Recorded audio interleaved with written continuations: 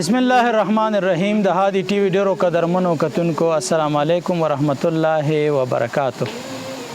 روزانیز حدیث سره تاسو په خدمت کې حاضر یم. پیغمبر صلی الله علیه و آله وسلم فرمای لا یؤمن عبد حتى يحب للناس ما يحب لنفسه من الخير.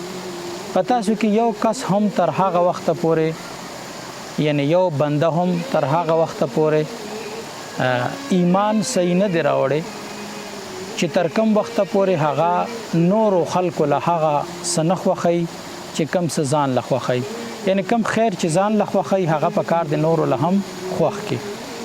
یعنی د پیغمبر صلی الله علیه و آله وسلم د دې خبرو او د دې وینا او د دې فرمایش مطلب دا دی چې انسان چې څه خشه د ځان د پاره خوخی په کار د هغه د نور د پاره هم خوخ کی. ډیر مننه.